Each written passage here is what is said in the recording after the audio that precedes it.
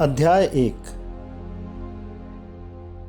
अरे महाराज भागिए, भूकंप का झटका आया है। बदहवासी से भागते हुए लड़के ने कमरे का दरवाजा जोर से खटखटाया। खट खट खट।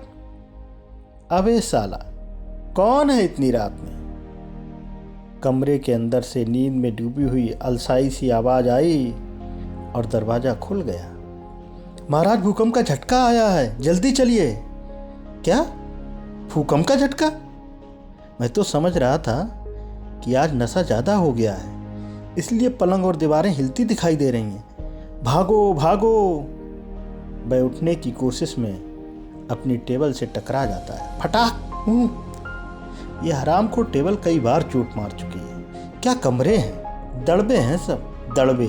और किराया तो देखो। गालियां बहुत देते हो महाराज। तेरी क्यों फट रही है भोसड़ी के? चल भाग। दोनों भाग पड़ते हैं। धीरे धीरे वातावरण में सीढ़ियों के उतरने की ठप ठप की आवाजें सुनाई देने लगती हैं। हर कोई सीढ़ियों से नीचे की ओर भाग रहा है। जो लोग नीचे सकरी गलियों में पहुंच चुके हैं, वे कॉलोनी से बाहर मुख्य सड़क की ओर सरपट दौड़ लगा रहे हैं। कोई कमरे के दरवाजे पर ताला लगाकर भाग रहा है। कोई पैरों में चप्पलें पहनने की कोशिश करते करते बस एक ही चप्पल पहनकर भाग पड़ा है। किसी का पर्स छूटा है तो किसी का मोबाइल।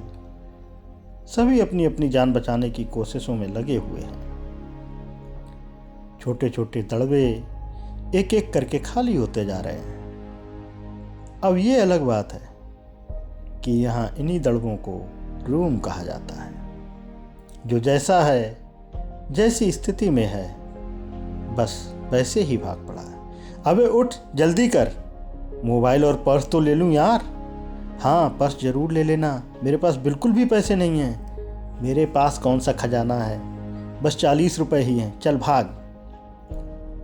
कमरों के बीच और सीढ़ियों पर भी जगह इतनी कम है कि कुछ लोग तो आपस में ही टकरा गए। तब मृत्यु का भय भी अधरों पर मुस्कान का रूप ले लेता है। महाराज, आराम से।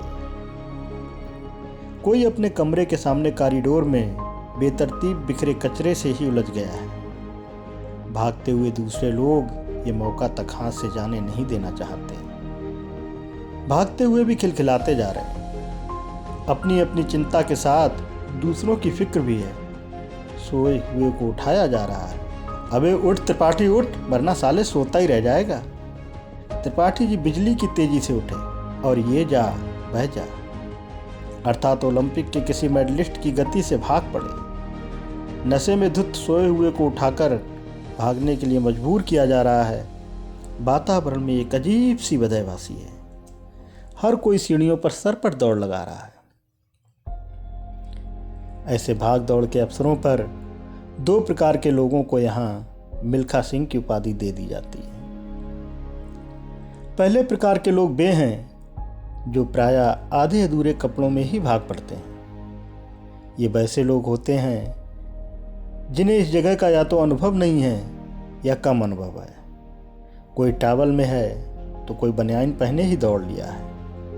ऐसे जाबाज अनुभवहीन लोग यहाँ तुरंत ही मिल्खा सिंह का खिताब पा जाते हैं।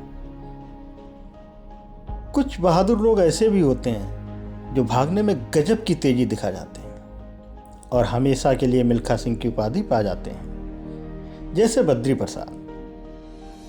आजकल वे बद्री मिल्खा सिंह प्रसाद के नाम से जाने जाते हैं। बेचारे बद्री जी एक बार मित्र गजेंद्र के साथ सोए हुए थे। गजेंद्र कुछ कुछ जाग रहा था।